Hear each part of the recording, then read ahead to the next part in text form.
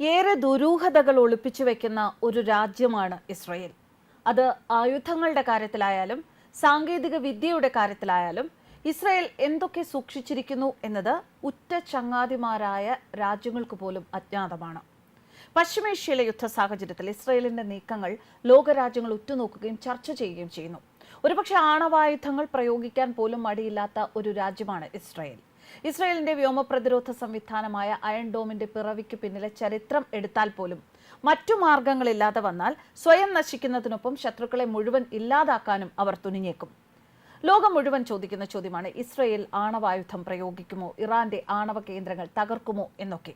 എന്നാൽ ഇസ്രയേലിന്റെ നീക്കം എന്ത് എന്ന് ആർക്കും പ്രവചിക്കാൻ സാധിക്കില്ല. അത്രത്തോളം ദുരൂഹമാണ് ഇസ്രയേലിന്റെ ആണവ രംഗത്തെ പ്രവർത്തനങ്ങൾ.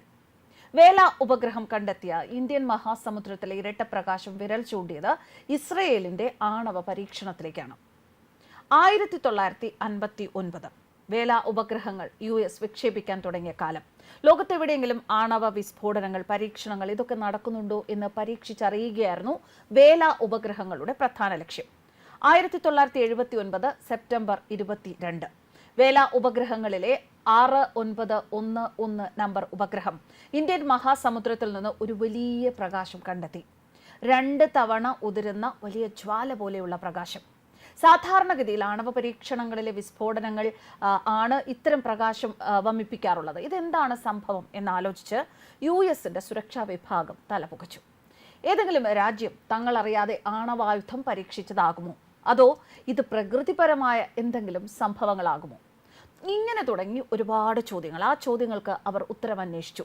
ഇന്ത്യൻ മഹാസമുദ്രത്തിൽ ആഫ്രിക്കൻ തീരത്ത് നിന്ന് തെക്കായി സ്ഥിതി ചെയ്യുന്ന ബോവറ്റ് ദ്വീപിന് സമീപമായിരുന്നു ഈ വിസ്ഫോടനം. അന്ന് രാത്രി തന്നെ US പ്രസിഡന്റ് ജിമ്മി കാർട്ടർ തന്റെ ഡയറിയിൽ എഴുതി, ദക്ഷിണാഫ്രിക്കൻ തീരം വിട്ടുള്ള കടലിൽ ഒരു ആണവ പരീക്ഷണം നടന്നിരിക്കുന്നു. ഇസ്രയേലിനെയും ദക്ഷിണ ആഫ്രിക്കയുമായിരുന്നു കാർട്ടർക്ക് സംശയം. ഇരുവരും സംയുക്തമായി നടത്തിയ പരീക്ഷണമാണോ ഇത് എന്നും സംശയം ഉടലെടുത്തിരുന്നു. അന്നത്തെ കാലത്ത് ദക്ഷിണാഫ്രിക്കയ്ക്ക് ആണവശേഷിയുണ്ട്. പിൽക്കാലത്ത് USA ഈ വാദങ്ങളിലൊക്കെ മലക്കം മറിയുകയും വേറെ കാരണങ്ങൾ കൊണ്ടാണ് അന്ന് സമുദ്രപ്രകാശവും സ്ഫോടനവും ഒക്കെ സംഭവിച്ചത് എന്ന് പറയുകയും ചെയ്തു. ഉപഗ്രഹത്തിന് മുന്നിൽ ഒരു ഉൽക്ക പതിച്ചതായിരുന്നു കാരണം എന്ന വാദമായിരുന്നു ഇതിൽ ഏറെ പ്രശസ്തം. എന്നാൽ പിന്നീട് ഈ സംഭവത്തെപ്പറ്റി രാജ്യാന്തര ശാസ്ത്രകാരന്മാർ ഒരുപാട് പഠനം നടത്തി. Lars Eric de Geer, Christopher Wright എന്നിവരുടെ പഠനങ്ങളാണ് ഇതിൽ ശ്രദ്ധേയം. ഇവരുടെ പഠനഫലങ്ങൾ ആദ്യം തന്നെ ഉൽക്ക പതിച്ചതാണ് എന്ന വാദം തെറ്റാണ് എന്ന് വെളിവാക്കി. തുടർന്ന് പ്രദേശത്തിനടുത്തുള്ള മൃഗങ്ങളിൽ അയഡിൻ 131 എന്ന ആണവ വസ്തുവിന്റെ അളവ് ഉയർന്നിരിക്കുന്നതും ഇവർ നിരീക്ഷിച്ചു. വേല 6911 കണ്ടെത്തിയത് ആണവ വിസ്ഫോടനം തന്നെയാണ് എന്നതിന്റെ ഏറ്റവും വലിയ തെളിവായിരുന്നു അത്. പക്ഷെ ആരാകും നടത്തിയത്? അക്കാലത്തെ US ഒഴിച്ചുള്ള ന്യൂക്ലിയർ ശക്തികളായ റഷ്യ, ചൈന, ബ്രിട്ടൻ, ഫ്രാൻസ് ഇവയ്ക്കൊന്നും ഇവിടെ കൊണ്ടുവച്ച് പരീക്ഷണം നടത്തേണ്ട കാര്യമില്ല. വലിയ ചിലവാണ്. അങ്ങനെ ഉണ്ടാകുന്നതിനാൽ ഇന്ത്യ, പാകിസ്ഥാൻ, ദക്ഷിണാഫ്രിക്ക തുടങ്ങിയ രാജ്യങ്ങളും ഇത്ര ദൂരം ഒന്ന് പരീക്ഷണം നടത്താൻ സാധ്യതയില്ല. ഇതോടെയാണ് ലക്ഷ്യം ഇസ്രയേലിലേക്ക് തിരിഞ്ഞത്. ഇസ്രയേൽ തന്നെയായിരിക്കും പരീക്ഷണം നടത്തിയത് എന്ന വിശ്വാസം ഉറച്ചത്. പാലസ്തീനുമായി സംഘർഷം വീണ്ടും ഉടലെടുത്തതോടെ ഇസ്രയേലിനെ കുറിച്ചുള്ള ചർച്ചകളും വാർത്തകളുമാണെന്നറിയാം. ലോകത്തെ ഏറ്റവും അത്യാധുനികമായ ആയുധങ്ങൾ കയ്യിലുള്ള രാജ്യങ്ങളിൽ ഒന്നാണ് ഇസ്രയേൽ. ഇസ്രയേലിന്റെ ആണവശേഷി ഇന്നും ദുരൂഹമാണ്. തങ്ങൾക്ക് അണ്വായുധങ്ങൾ ഉണ്ടോ എന്ന് പരസ്യമായി വെളിപ്പെടുത്താൻ ഇസ്രയേൽ ഇന്നും തയ്യാറായിട്ടില്ല.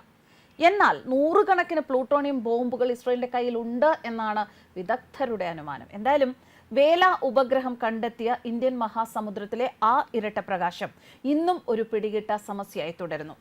1974 ഇസ്രയേൽ പ്രസിഡന്റായ എഫ്രൈം കറ്റ്സറാണ് ഇസ്രയേലിന്റെ ആണവ പര്യാപ്തത ആദ്യം പൊതുജന സമക്ഷം അംഗീകരിച്ചത്. ഇസ്രയേൽ ആണവ പര്യാപ്തത നേടിയിട്ടില്ല എന്ന് സ്ഥിരബുദ്ധിയുള്ള യാതൊരു രാഷ്ട്ര നേതാക്കളും ചിന്തിക്കില്ല. തന്നെയുമല്ല, അമേരിക്ക പോലുള്ള വലിയ ശക്തികൾ ഇസ്രയേലിന്റെ പക്കൽ ആണവായുധങ്ങൾ ഉണ്ട് എന്ന് തറപ്പിച്ചു പറയുന്നുണ്ട്. അവയുടെ എണ്ണമോ പ്രഹരശേഷിയോ എത്രമാത്രമാണ് എന്നത് മാത്രം അറിയില്ല. US പ്രസിഡന്റായ ജിമ്മി കാർട്ടർ ഇസ്രയേലിന്റെ പക്കൽ വിനാശകാരികളായ 150-ലധികം ആണവായുധങ്ങളുണ്ട് എന്ന് വെളിപ്പെടുത്തിയിട്ടുണ്ട്. യഥാർത്ഥത്തിൽ ജോൺ എഫ് കെന്നഡി മുതൽ ഇങ്ങോട്ടുള്ള അമേരിക്കൻ പ്രസിഡന്റുമാരും ലോക നേതാക്കളും നിശബ്ദമായി ഇസ്രയേലിനെ ഒരു ആണവ ശക്തിയായി വളരാൻ അനുവദിക്കുകയാണ് ചെയ്തത്. സമാധാനപരമായ പ്രവർത്തനങ്ങൾക്ക് വേണ്ടി ഇസ്രയേൽ 24 മെഗാവാട്ട് ശേഷിയുള്ള ആണവ റിയാക്ടർ പണി കഴിപ്പിക്കുന്നു എന്ന വിവരം പ്രധാനമന്ത്രി ഡേവിഡ് ബെൻഗൂരിയോൻ ലോകത്തോട് പറഞ്ഞു. ഔദ്യോഗികമായി പിന്നീട് 24 മെഗാവാട്ട് ശക്തിയിലേക്ക് ഉയർന്ന ഉൽപാദനക്ഷമത കാലക്രമേണ 80കളിൽ 150 മെഗാവാട്ട് വരെയായി.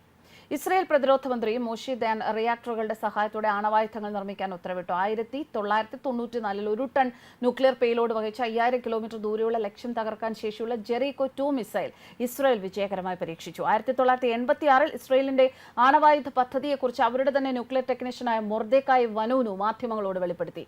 തന്റെ ജോലിയിൽ മനമെടുത്ത് അതൊക്കെ വിട്ട് താൻ ലോകസഞ്ചാരത്തിന് ഇറങ്ങുകയാണ് എന്ന് പ്രഖ്യാപിച്ചു. മെല്ലെ ഒരു സാമൂഹ്യ പ്രവർത്തകനായി അയാൾ മാറി. ബ്രിട്ടനിൽ താമസിക്കവെയാണ് 100 ആണവായുധങ്ങൾ ഇസ്രയേലിന്റെ പക്കലുണ്ട് എന്ന വിവരമടക്കം തന്റെ പല പൂർവ്വകാല സ്മരണകളും അദ്ദേഹം മാധ്യമങ്ങളോട് വെളിപ്പെടുത്തിയത്. ഈ തുറന്നു പറച്ചിൽ ഡിമോണ റിസർച്ച് ഫാക്ടറിയിലെ ആണവ സമ്പുഷ്ടീകരണത്തെക്കുറിച്ചുള്ള പ്രധാനപ്പെട്ട പല വിവരണങ്ങളിലേക്കും നയിച്ചു. News desk കർമാൻസ്.